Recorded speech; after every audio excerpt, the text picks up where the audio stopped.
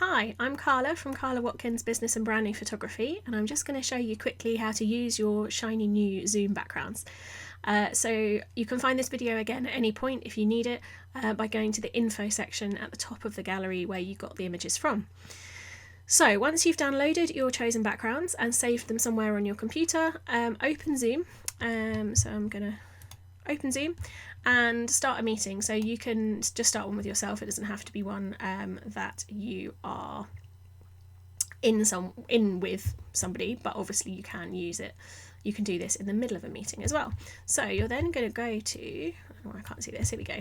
So you're going to click the up arrow down here by the where your video and audio controls are. You can click the up arrow here and go to choose a virtual background. I'll just move this over so you can see how it's working in real time, and then you're going to go over here to add image. So add image, and then you can scroll to where you found your photos. I'm not actually going to put one in because I've got all of mine loaded already, but basically pick one up and put it in there, and you'll then find that they appear down here. To use it, you literally just click on it, and after a short period of time it will turn up, and here you are. You can then obviously change to all the different ones, choose what you're going to use, and then you can click close. If you want to go back to a different version, or to where you're actually sitting, then you just do the same thing. So go to the up arrow, go to choose virtual background, and click none.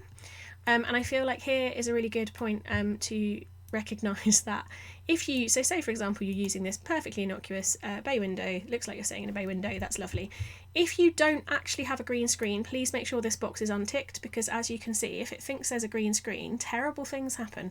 So make sure that the green screen box is unticked. That's pretty much it.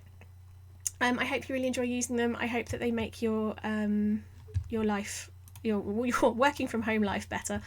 And I'm here if you have any questions. You can drop me an email on hello@carlawatkins.com. Thanks so much.